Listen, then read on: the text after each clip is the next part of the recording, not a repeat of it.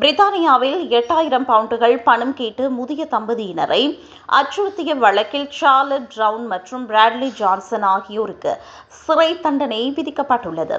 சார்லட்டின் இறந்த தந்தை தங்களுக்கு கடன் கொடுத்திருந்ததாக பொய்யாக கூறி இருவரும் கடந்த 6 மாதங்களாக இந்த மிரட்டல் நடவடிக்கைகளில் ஈடுபட்டுள்ளனர். நாங்கள் உங்களை கண்காணிக்கிறோம், நடவடிக்கை எடுக்கப்படும் போன்ற வாசகங்கள் அடங்கிய கடிதங்களையும் தம்பதியினரின் வீடு மற்றும் வாகனங்களின் காணொளிகளையும் மிரட்டலாக அனுப்பி அவர்களை துன்புறுத்தப்பட்டுள்ளனர். இந்த செயல்களால் பயந்து போன அந்த முதிய தம்பதியினர் நீண்ட காலம் மிகுந்த அச்சத்தில் வாழ்ந்து வந்தனர். இந்த மிரட்டல்களால் ஏற்பட்ட கடுமையான மன அழுத்தம் காரணமாக 74 வயதுடைய பெண்மணிக்கு மருத்துவமனையில் அனுமதிக்கப்பட்டார். மேலும் அவரது 77 வயதான கணவர் கடுமையான வயிற்றுப்புண் பாதிப்பால் திடீரென உயிரிழந்தார்.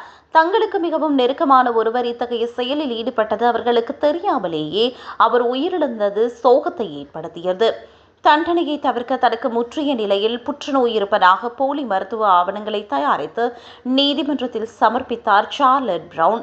இருப்பினும் போலீசாரின் விசாரணையில் அவர் எவ்வித புற்றுநோயாலும் பாதிக்கப்படவில்லை என்பது கண்டறியப்பட்டது. அந்த ஆவணங்கள் போலியானவை என்பதும் அம்பலமானது. சார்லட் பிரவுன் ஸ்டான்ஸ்டெட் விமான நிலையத்தில் கைது செய்யப்பட்டார். விசாரணையில் அவர் பிராட்லி ஜான்சன் என்ற நபருடன் இணைந்து இந்த செயலில் ஈடுபட்டது உறுதி செய்யப்பட்டது. இருவரும் கடும் கடன் சுமையில் இருந்ததும் தங்களுக்கு இருந்த தவறான உறவின் காரணமாகவே இந்த திட்டத்தை வழிவகுத்ததும் விசாரணையில் கண்டறியப்பட்டது. இந்த வழக்கை விசாரித்த ஸ்னேர்ஸ்ப்ரூ கிரவுன் நீதிமன்ற நீதிபதி சார்லட் பிரவுனுக்கு 4 ஆண்டுகள் சிறை தண்டனையும், பிராட்லி ஜான்சனுக்கு 2 ஆண்டுகள் மற்றும் 4 மாதங்கள் சிறை தண்டனையும் விதித்து தீர்ப்பளித்தார்.